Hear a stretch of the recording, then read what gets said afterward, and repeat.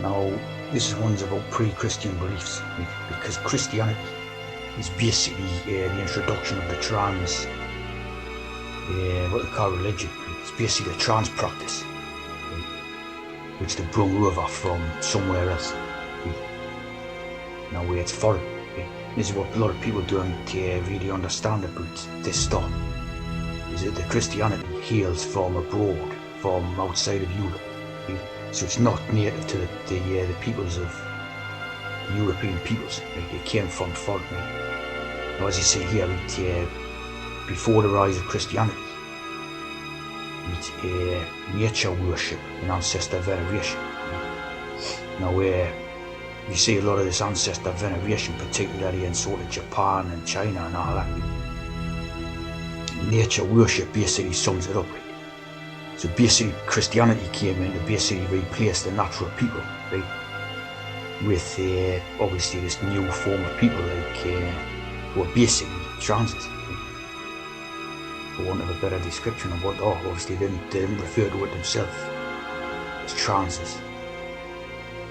But the ones at the top do, because they're just taking the piss out of what they've done to people, type of thing, So it's basically a conquering system, Christianity. And as you see there, it says in nature worship, many cultures view natural elements, trees, rivers and mountains as sacred and believe they were inhabited by spirits or deities. Now this, I totally understand this stuff because, for example, I was in like a forest woodland area the other day, a few days ago, and I was basically standing there and the sort of wind was howling through the trees and that. And I was just thinking, I was like sort of seeing movements all over, and I just thought this. I was thinking to myself, this is exactly how they came up with the idea of there being trees and with spirits in and ghosts and all this. I could just see how that worked. I thought like it's the forest full of ghosts type of thing. And that's basically how I suppose all of this type of belief systems come about. Just basically fables and little stories about if you go into the forest there's a ghost in the forest, or there's a god who lives in the tree at the bottom, or stuff like that. It's quite understandable, right? But basically all this stuff stems from before the Christianity came in. And as you see, you've got like Norse religion, Celtic polytheism and all this.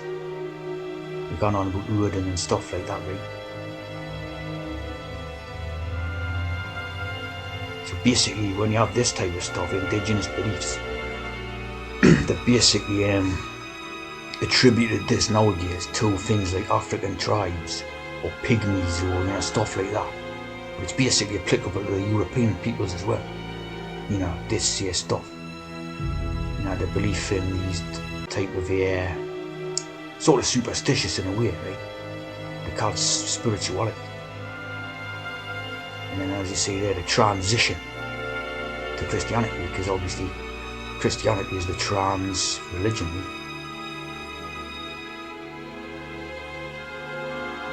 It occurred gradually. So this is basically seeing how they brought that trans religion in to Europe, right? And then they obviously today it's quite big, bigger than it's ever been. Christianity, or the practical applications of Christianity, is actually bigger now, right, than it's ever been. And of course, people don't realise that because they think that Christianity used to be bigger, right? And but it never was. It never was something big, really. It's bigger now than it's ever been, just because of the practical application. We've got more transits knocking around than ever before. So as you see, Anglo-Saxon paganism, heathenism, and this is basically them sort of demonising just nature worship, or nature, the practice of living in harmony with nature. This is them demonising it, using words like pagan and heathenism, see, to designate non-Christians.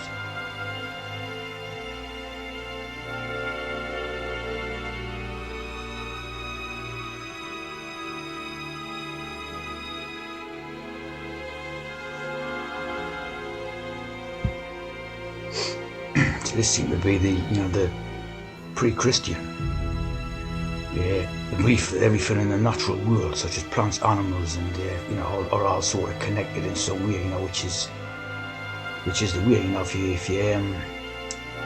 If you walk around British Isles and that, right, you've got all these plants and shrubs and herbs that grow in the hedgerows, right? And in the old days were all used for medicine or something like that. So now them skills and practices is gone. Like, no one understands it, So you get the hedgerows just left. All the fruits and the herbs and blackberries and because no one comprehends what it's about anymore. You know what I mean? They'd rather get the blackberries from a supermarket, which of course is the garbage. No one understands the rules anymore. See, the arts has been lost. It's here you see in hoc signo vinces in this saying, "Thou shalt conquer." Now, the tin code, the tin, what that is.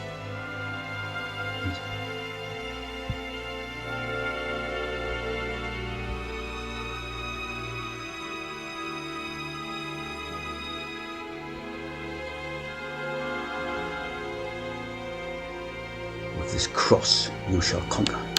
Meaning the trans. Interesting how Ethiopia is mentioned again there.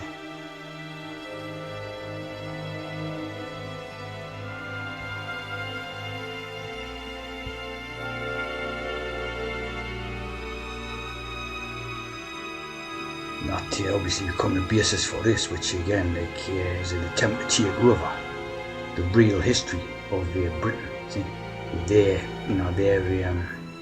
take on it. And of course, the story about King Arthur, which is basically fake as.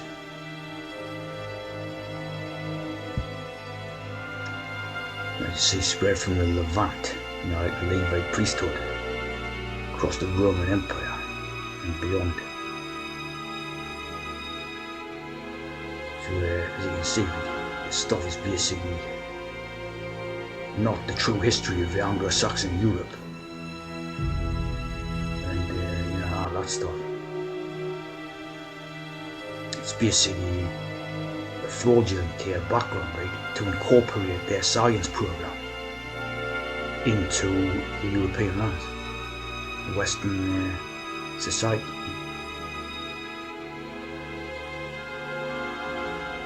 Obviously coming from the East, type idea. Obviously moved in from the East, which is why they always look at the East idea and all that. It's basically a scientific program. Funny when you're pagan as used the demonized type idea. You have generative adversarial network, artificial neural networks.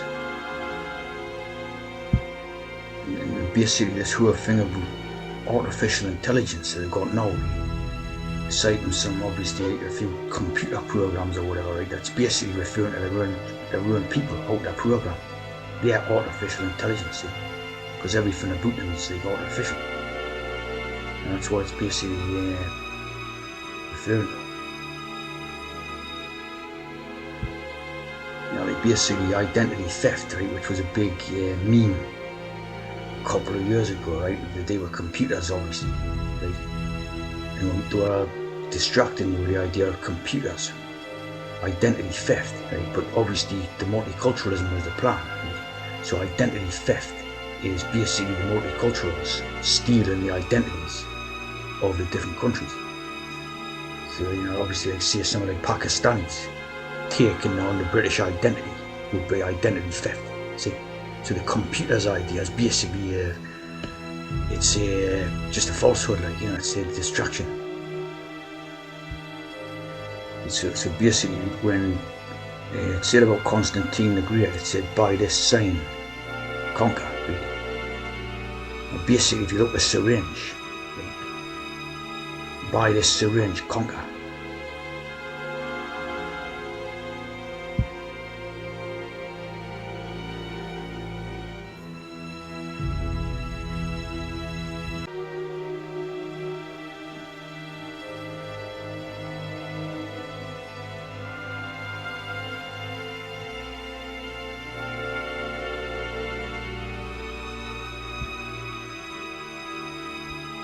This is where you get the idea, take a fix, get a fix. So obtain a need to doers, like Garden of Eden. You need the doers, right? In the Garden of Eden. The dragon, chasing the dragon, and to get your need, the doers. So this read is just this concept of the Garden of Eden thing is just basically about rearrangement, right? Like you've heard the phrase of baby's arm holding an apple, right? It's the arm holding the apple, and obviously this serpentine is phallic, right? The fall of man, the phallic, right? So this is just about rearranging them to make one the other, see?